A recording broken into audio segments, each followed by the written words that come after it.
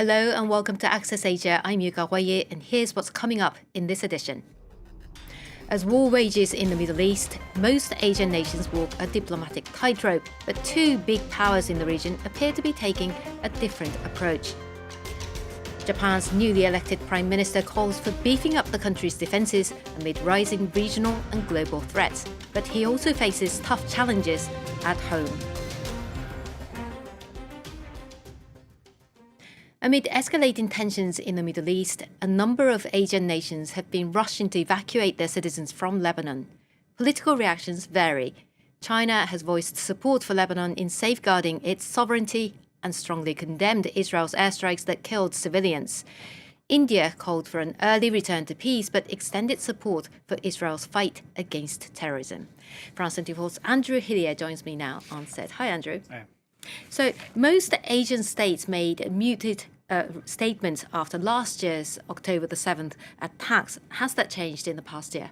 Well, I think that as the war in Gaza, for example, has dragged on, that there have been exceptions to that rule, notably in the case of Muslim majority states like Malaysia and Indonesia. Indonesia, of course, a big donor for Gaza. Otherwise, many other countries walking a diplomatic tightrope. Now, in the case of China, it's very interesting what we've seen in the last year has been, China has consistently called for a ceasefire and for a two-state solution. But Beijing has steadily been aligning itself closer to the Palestinian cause and to the Arab world. It was telling at the UN General Assembly when China's foreign minister met with his Lebanese counterpart.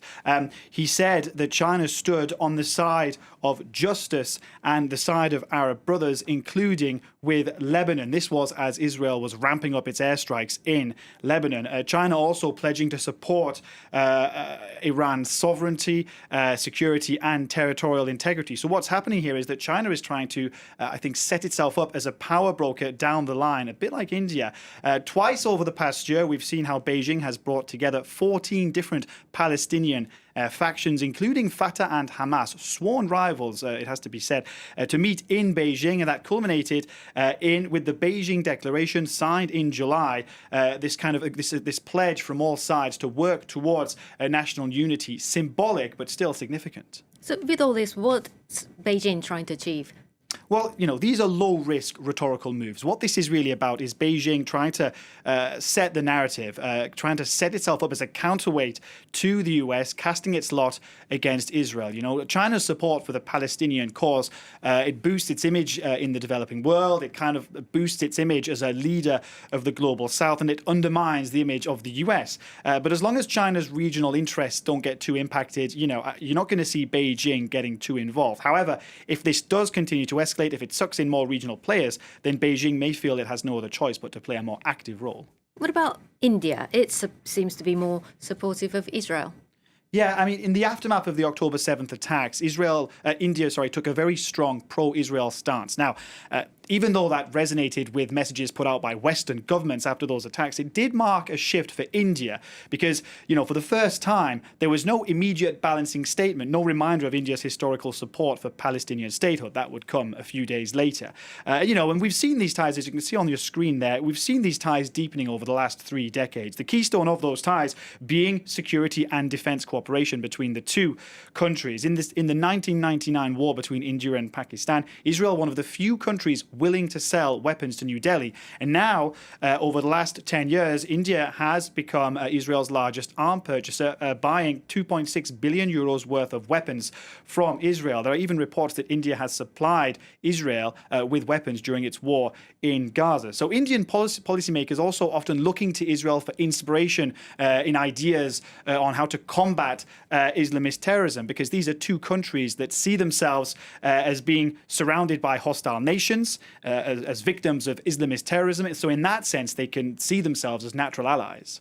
And under Prime Minister Narendra Modi, the two countries have grown ever closer. They have, absolutely. This is a trend that has accelerated since 2014 with the election of Narendra Modi as Indian Prime Minister. We've seen the rise of Hindu nationalism and Modi really embracing Israel and Benjamin Netanyahu. Under Modi, I think we've seen increasingly this absence of sympathy for the Palestinian cause. But there is something else at play here, Yuka, and it's that India has been also deepening its economic and security cooperation with Gulf Arab states like the UAE. And this has coincided with a thaw in relations between the UAE and Israel. We even saw the creation in 2021 of this new summit format, I2U2, with the foreign ministers bringing together the foreign ministers of India, Israel, the UAE, and the US. However, this is creating tensions within India. You know, it comes as India tries to position itself as a champion of the poor, of the disenfranchised, as a leader of the global south, position it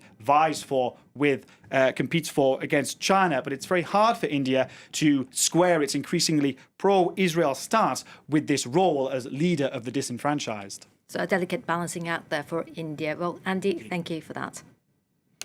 Now, Japan's new Prime Minister Shigeru Ishiba promised to fundamentally bolster the country's military capabilities in the face of rising regional and global tensions.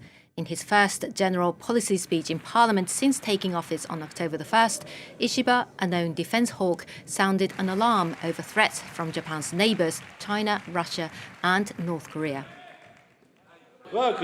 Our nation is facing the toughest and most complex security environment since World War II.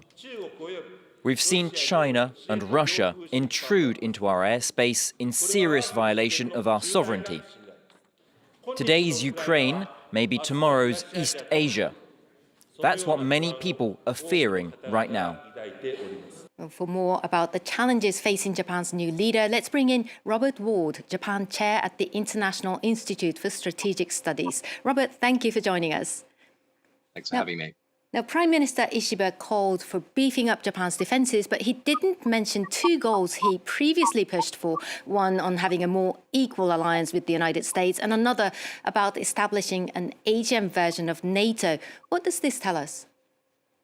So these are really ambitious policy goals. And his problem as he takes office and he starts his term is that his political base within the party, the Liberal Democratic Party, is quite weak. So he's having to if you like, to navigate a very fine line between keeping power and doing what he wants to do. So in his policy speech, which he made today, he didn't refer to these two key policies as you've just said.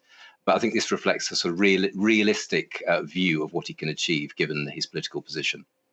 Now, he also promised to work on constructive dialogue with China and pursue a long overdue peace treaty with Russia. But those are easier said than done, aren't they? The relationship with China is very difficult. Japan and China have a few tensions in the East China Sea. China has been needling on the Senkaku Islands, which Japan controls and China claims. There are tensions there. Japan's worried about Taiwan and China's intentions towards Taiwan. Of course, relations with Russia have really chilled since Russia's illegal invasion of Ukraine. Japan's been very forward-leaning in supporting Ukraine where it can. So, as you said, these two policy goals are quite difficult. One of the things I think to bear in mind, though, when you're thinking about Ishida, his policy platform, foreign policy platform, is there's a lot of continuity from the previous Kishida administration. In his policy speech, he said Ukraine today could be East Asia tomorrow, which is a direct quote from Prime Minister Kishida. He wants constructive relations with the Chinese government, which again is a continuity from the Kishida administration. So again, his lack of room for political maneuver at home, the support that he got in his leadership bid from the Kishida faction within the LDP, these all point towards quite a lot of continuity in his government.